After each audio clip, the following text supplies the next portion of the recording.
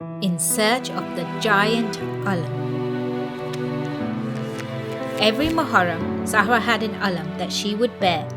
Everyone would try to kiss it and grab it, but it was too small to share.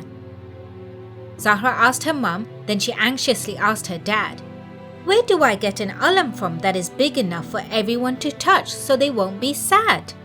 Her dad pointed to the map and said, "This is the place where wishes come true."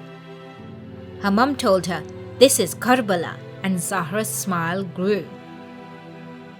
In search of the giant alam, Zahra travelled to Najaf on an aeroplane. When she arrived, it was crowded with people shouting, "Ya Hussein!" As she continued walking, she saw in their hands people holding alams through the blessed lands. Zahra followed the walkers in search of the biggest alam she could find. She passed by Mawla Ali's haram and saw the flags standing aligned. On Imam's dome, the alam waved in the sky, but for Zahra to reach, it was far too high. Zahra was worried and miserably sat down.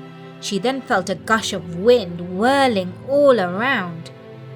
In the midst of the sandstorm, a mammoth alam Zahra saw.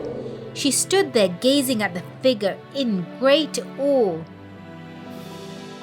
Zahra quickly got up to pursue the alam and follow the walkers that are blessed.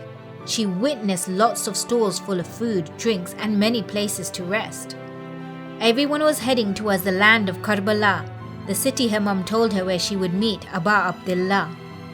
She asked everyone on the streets about the giant alam she was trying to find.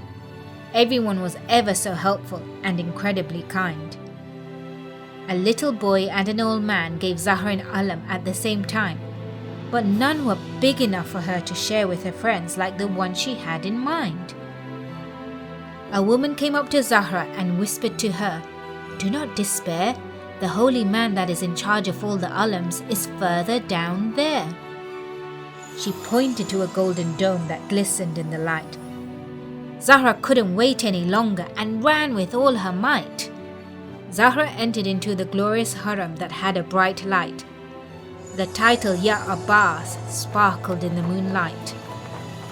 She knew this must be the name the woman was muttering, and at that moment in her dua she started uttering, "Ya Abbas!"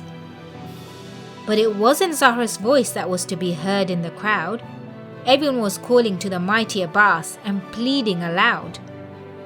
Zahra then realized that the holy Abbas wasn't in charge of alams only, but was the hope for the ones who felt grave and lonely.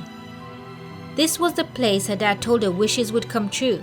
No one comes to Abbas without their desires being fulfilled, which everyone knew. This was the man who was triumphant, glorious and holy. He was the reason why everyone loved the alam, kissed it, hugged it and held it closely. Zahra closed her eyes and firmly held onto the shrine. She desperately wished for the great Abbas to give her an alam, big by design. As Zahra opened her eyes, she found the most magnificent, enormous, spectacular alam that she's ever seen before. Her wish was fulfilled by Abul Fadl al-Abbas with a gigantic alam which everyone could love, cherish and adore.